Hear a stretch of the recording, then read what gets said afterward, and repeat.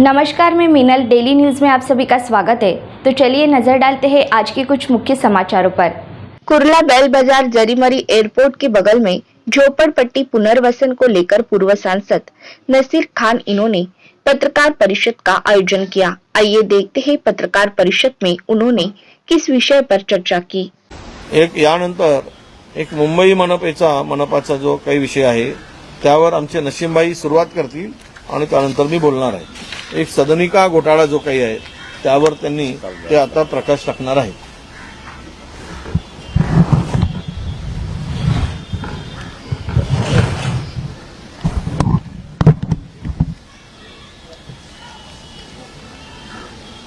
आपण सर्वांना माहीतच आहे की मुंबई उपनगरामध्ये बैल बाजारच्या क्रांतीनगर असो किंवा संदेश नगर असो, जरीमरी असो, सहारगाव असो, असे अनेक ठिकाणी विमानपत्तनची जागावर अंदाजे 25,000 परिवार गेल्या 40-50 वर्षापासून राहत आहे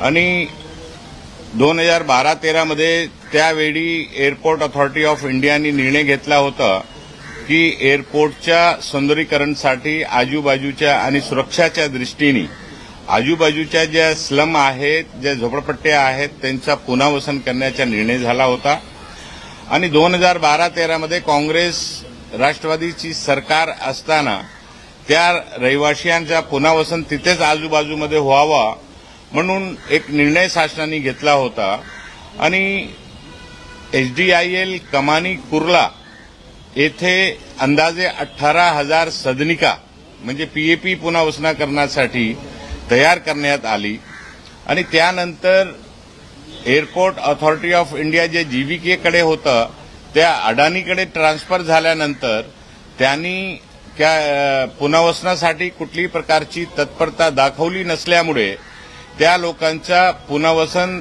होऊ शकला नाही आणि ती सदनिका तशीच जे अंदाजे 18,000 बनवून घेण्यात आली होती ते पडली होती।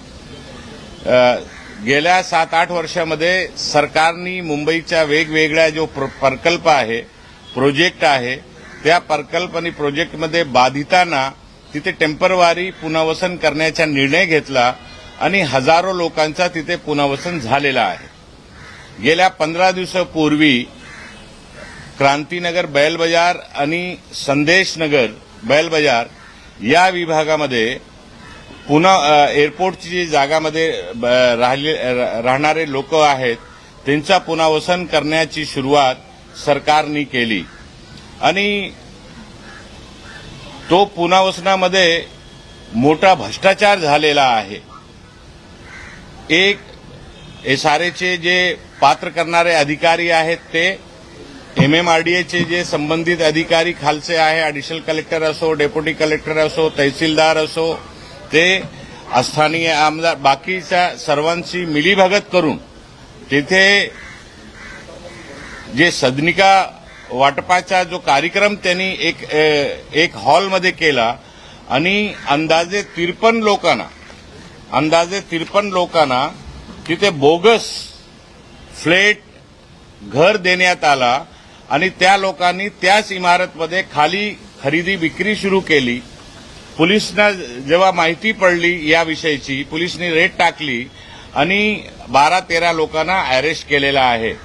प्रथम दर्शनी 53 फ्लॅट बोगस लोकांना देण्यात आला अशा प्रकारचा FIR साकीनाका पोलीस ठाण्याने नोंद केलेली आहे।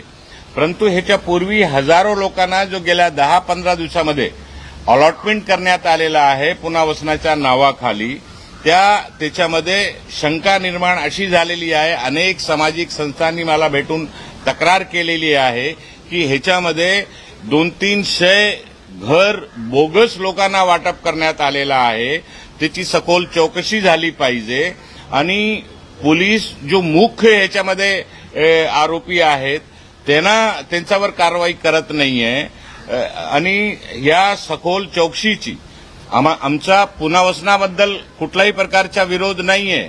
लोकांचा पुनर्वसन झाला पाहिजे, हा प्रकल्प ही योजना आमची काँग्रेस पक्षाचीच होती, परंतु पुनर्वसनाच्या नावाखाली बोगस लोकांचं नाव पात्रता यादीमध्ये दाखल करून अधिकाऱ्यांशी संगनमत करून आणि बोगस लोकांना चाबी वाटपाचं काम चालू आहे त्याची चौकशी झाली पाहिजे आणि याची उच्चस्तरीय चौकशी करून जे अलॉटमेंट गेल्या 10-15 दिवसामध्ये एअरपोर्टची जागामध्ये बाधित लोकांच्या पुनर्वसनाच्या नावाखाली जे झालेली आहे त्याची सखोल चौकशी झाली पाहिजे.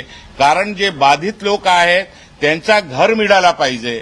आमची सर्वांची मागणी आहे पूर्वीपासून की जे लोक 40-40, 50-50 वर्षापासून राहत आहेत विमानपत्तनची जागावर, एअरपोर्टची जागावर, त्यांना घरच्या बदले घर त्यांना सगळ्यांना मिळाला पाहिजे. म्हणून ते 18,000 घरं आम्ही बांधून घेतला होता आणि आता त्याचा दुरुपयोग होत आहे.